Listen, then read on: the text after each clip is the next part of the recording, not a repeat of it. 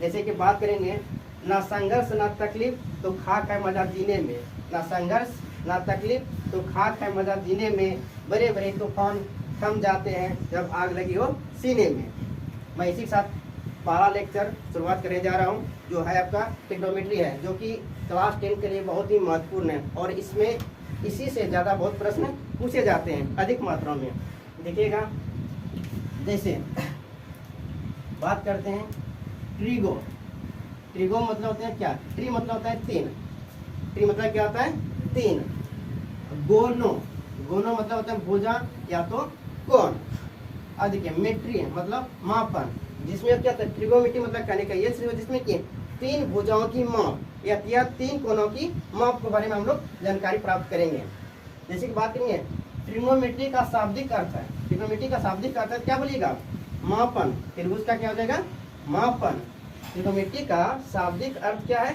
त्रिभुज का मापन। इसमें हम जो भी करेंगे त्रिभुज का मापने का प्रयास करेंगे। जैसे कि बात करेंगे ना, ये जो मेरे रूम का जो हाइट कितना है, इसकी चौड़ाई कितनी है, ठीक है ना, उसी को हम क्या बोलते हैं? अब एक त्रिभुज ले करके क्या उसको दूरी को या उसकी ऊंचाई को मापने का प्रयास करते हैं। जैसे इसका अगर मैं परिभाषा बताऊं, क्या बोलेंगे?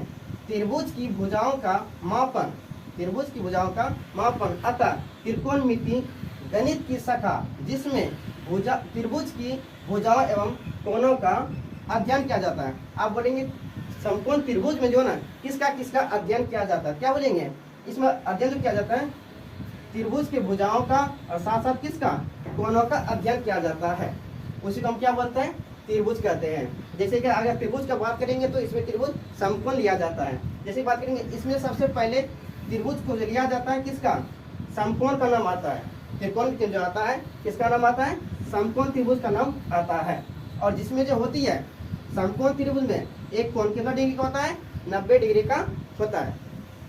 बात करेंगे इसमें जो एक महान व्यक्ति का नाम जो है पाइथागोरस प्रमेय जी, ये बताते हैं इसमें जो समकोण त्रिभुज में तीन को होती है। तीन क्या होती है? तीन कोण होती है और तीन भुजा होती है। अगर मैं तीन भुजा की बात करूँ तो तीन भुजा कौन कौन होती है? लंब होती है, आधार होती है और कर्ण होती है। सबसे महत्वपूर्ण बात जो इसमें होती है कर्ण के बारे में। कर्ण जो सबसे पहले अगर हम कोई भी अगर समकोण त्रिभुज की अगर बात करें, समकोण त्रिभुज की पहचान करने के लिए पहले हमको कर्ण की पहचान होना जरूरी है। क्योंकि देखिए कर्ण किसको कहेंगे? 90 डिग्री के सामने वाली भुजा। 90 डिग्री के सामने वाली भुजा को हम क्या कहते हैं? कर्ण कहते हैं। जस्ट और जिस कोण के सापेक्ष बात कर रही हो या जिस कोण के बारे में बताया जा रहा हो उसके सामने वाली भुजा क्या होती है? लंब होती है। और लंब के जस्ट बगल वाली भुजा क्या हो जाती है? आधार कर लेती है। मैं जैसे बात करूं, जैसे मैं ये 90 डिग्री है, मैं एक समकोण त्रिभुज का बात करूं, ये पहला समकोण त्रिभुज की बात करूं, ये क्या आपका समकोण त्रिभुज में पहला एक कोण कितना होता है? 90 डिग्री का होता है, जो कि 90 डिग्री वाला के सामने का भुजा कौन सी होती है आपका? 90 डिग्री के सामने भुजा क्या होती है? कर्ण होती है। क्या हो जाएंगे आपका? कर्ण हो जाएंगे। और इसी त्रिभुज में एक मैं कोण का बात करूं तो क्या एक थीटा लेके चलता हूं, और थीटा के सामने वाले जैसे कि हम बात करें यहाँ पर उल्लेख किए थे, जिस कोण के सापेक्ष बात चल रही हो, मतलब आप बोलेगा कौन किस कोण के सापेक्ष चल रहे हैं? बोलिएगा सी का अगर सापेक्ष बोलेंगे तो इसके सामने वाला क्या हो जाती है? देख लीजिएगा, ये लंब हो जाएंगे। आपका क्या हो जाएंगे? लंब हो जाएंगे। अगर सी कोण यही ना तुम्हारा, जिस कोण आप कोण के बात करेंगे, कौन तुम्हारा कौन हो गया? सी। ठीक है, सी के सापेक्ष बात चल रही है तो वो भुजा क्या हो जाएगा आपका? सामने वाला लंब कहलाएगा। और लंब के जस्ट बगल वाला क्या हो जाएगा आपका? आधार हो जाएगा।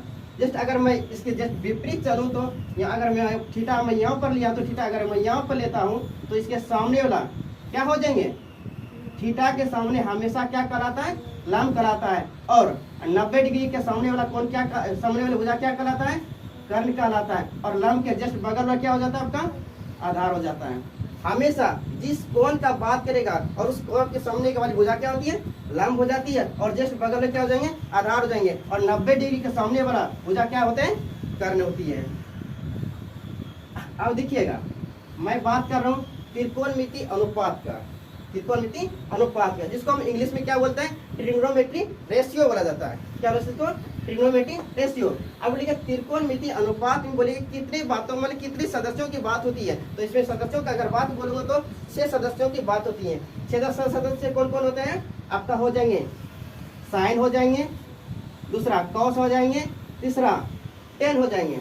अगर मैं चौथे की बात करूं तो कोसेक हो जाएंगे, और पांचवें की बात करूंगा तो सेक हो जाएंगे, और छठे का बात करूंगा तो कॉट हो जाएंगे। यही त्रिकोणमिति का क्या आपका 6 सदस्य हैं, और यही 6 सदस्य पर ही आपका पहला चैप्टर, जैसे मैं बात करूंगा तो 8.1 आपका इसी पर ही सवाल को क्या किया जाए, सॉल्यूशन किया जाएगा और हल किया जाएगा।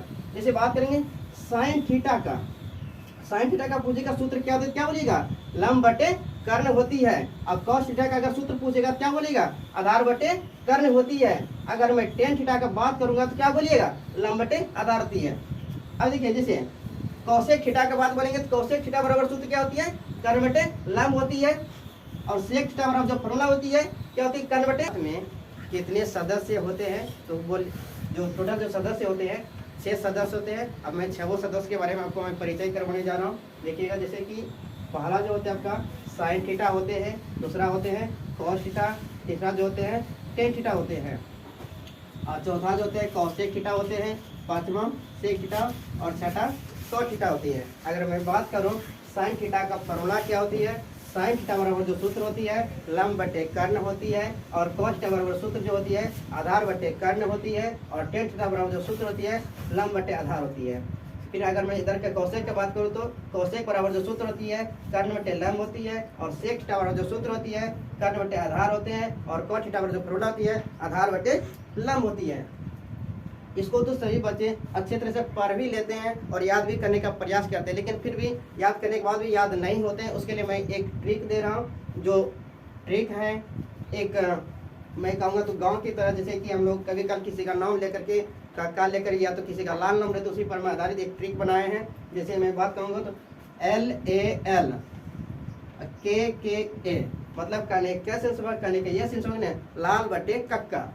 जैसे बात करूँगा लंब बटे कर्ण मतलब LYK जो सूत्र होती है साइन थीटा का फॉर्मूला होती है, जैसे कि बोलेंगे लंब बटे कर्ण साइन थीटा हो जाएंगे। उसी प्रकार आधार बटे कर्ण जो फॉर्मूला हो जाएंगे आपका कॉस थीटा हो जाएंगे। फिर उसी प्रकार L मतलब हो गया लंब, A मतलब आधार हो गया, लंब बटे आधार जो सूत्र हो जाएंगे आपका टेन थीटा का हो जाएंगे, टेन थीटा का सूत्र हो जाएंगे। जस्ट इसका ऑपोजिट अगर चले तो कौशिक थीटा का अगर सूत्र में बात करूंगा ट्रिक के अनुसार तो कर्ण बटे लंब हो जाएंगे।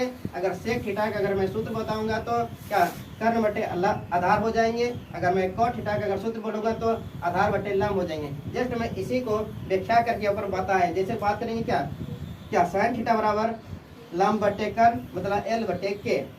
अगर मैं कॉस थीटा का बात करूंगा तो A बटे मतलब क्या आधार बटे कर्ण। अगर मैं टेन थीटा का बात करूंगा तो लंब बटे आधार। अगर मैं कौशिक थीटा की बात करूँ तो K बटे L मतलब हो गया आपका कर्ण बटे लंब। अगर मैं सेक थीटा का बात करूंगा तो K बटे A मतलब क्या कर्ण बटे आधार। अगर मैं कॉट थीटा का बात करूंगा तो A बटे L मतलब हो गया आपका आधार बटे लंब। आप इस प्रकार देख करके जो इसको याद कर सकते हैं ट्रिक के माध्यम से। डेट्स ऑल, असली इतना ही।